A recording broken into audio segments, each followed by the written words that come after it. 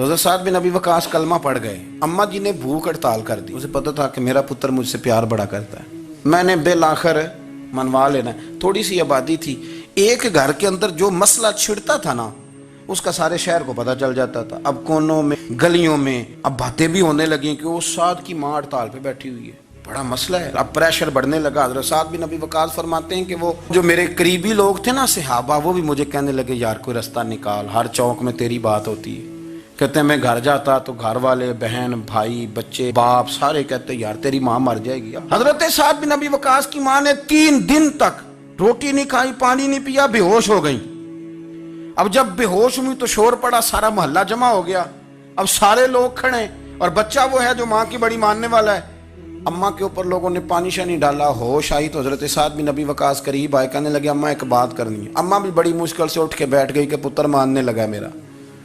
लोग भी खड़े हो गए, मुस्कुराहट भी होने लगी कि लो ना कोई बात होने लगी। या माँ कहती है कलमा छोड़ दे फिर मानूंगी। हजरत साद बिन अबी वकास कहने लगे अम्मा सुन मेरी बात, 3 दिन हो गए, मक्के का कोई कोना खुदरा ऐसा नहीं जिसमें मेरी तेरी बातें ना हुई हों, और कबीले का, इलाके का कोई शख्स नहीं। लोगों ने बड़ी बातें की, और लोग जब बातें करने पे आते हैं फिर ऊपर तक जाते हैं। ये भी कहा कि क्या दीन ये सिखाता है कि माँ भूखी मर जाए। ये भी लोगों ने कहा, मैंने हर शय सुनी, बर्दाश्त की। अम्मा अब तू मेरी बात कान खोल के सुन ले। माँ कहने लगी वो क्या? तो हज़रत साद कहने लगे पैदा मुझे तूने किया है, 9 माह तेरे पेट में रहा हूं, रोटी तेरे हाथ से खाई है, तुझसे ज्यादा बेहतर मुझे कोई नहीं जानता। माँ सुन तेरी कितनी जाने? अम्मा कहने लगी 1। तो हज़रत साद फरमाने लगे तेरी 1000 जान भी हो ना तो एक एक करके सारी निकल जाए तो मैं मोहम्मद अरबी का कलमा फिर भी नहीं छोड़ूंगा। अम्मा तेरी 1000 जान भी हो, रोटी खानी है तो खा, नहीं खानी तो ना खा। ये लफ्ज कहते हैं हजरत साद बिन अबी वकास रो पड़े, आंसू आ गए। लफ्ज कह के बाहर निकले, मजमा छट गया। जिसने जो मतलब लेना था लिया, जिसने जो कहना था उसने कहा। हजरत साद चले गए।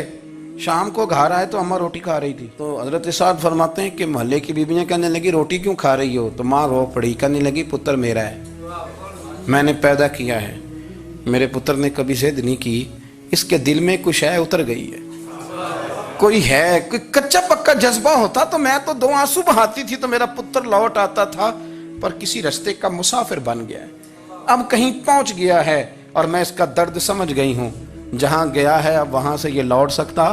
आप समझे इतना तगड़ा ईमान जिन लोगों का, उनके बारे में लोग डिस्कस करेंगे। इनको ना कुरान पाक ने बतौर नमूना बयान किया।